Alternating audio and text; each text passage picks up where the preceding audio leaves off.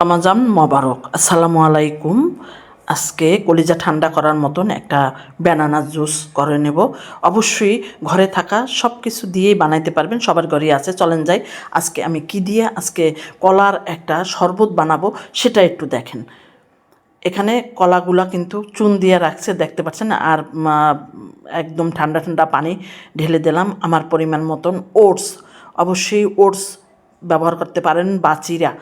আমি ওটস ব্যবহার করছি। এখন কলাগুলা পাকা কলা হতে হবে, একদম পাকা কলা দিয়ে বানাইলে, আমি সাগর কলা দিয়ে বানাইছি, আপনারা যে কোনো চাপা কলা দিয়েও বানাইতে পারেন।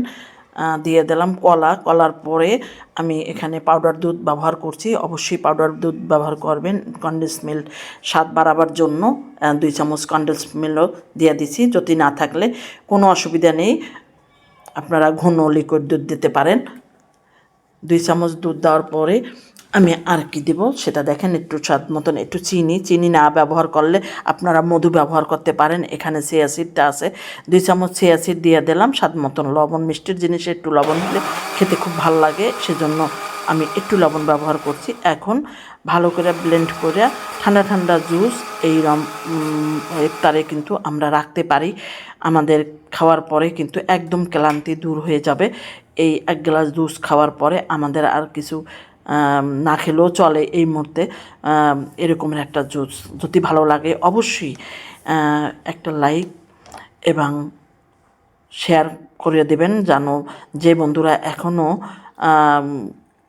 করে না বা করতে পারে না তারা যেন দেখতে পারে। ফ্যামিলি অ্যান্ড ফ্রেন্ডসের সাথে আপনারা অবশ্যই শেয়ার করে দেবেন। প্রত্যেক দিন আমি বিভিন্ন স্বাদের জুস বা মিল্কশেক বানাই আপনাদেরকে। অবশ্যই এই রমজানে 30 দিনে 30টাই দেওয়ার জন্য চেষ্টা করব। হয়ে গেল আমার বানানা জুস। কীরকম হলো অবশ্যই কমেন্টসে জানাবেন। যদি ভালো লাগে একটা লাইক এবং কমেন্টস করে আমাকে উৎসাহ দেবেন সামনের ভিডিও করার জন্য। ইউটিউব থেকে দেখলে ইউটিউব চ্যানেলটা সাবস্ক্রাইব, এবং ফেসবুক পেজ থেকে যারা দেখবেন ফেসবুক থেকে পেজটা ফলো করে সামনের দিকে এগিয়ে দেবেন এই সুন্দর জুস রেসিপি পাওয়ার জন্য। ধন্যবাদ ধৈর্য ধরে আমার ভিডিওটা দেখার জন্য, অসংখ্য ধন্যবাদ। চলে গেলাম আমি, এখন ইফতারের সময় হয়ে যাবে। আপনারা ভালো থাকেন, সুস্থ থাকেন, নিরাপদে থাকেন।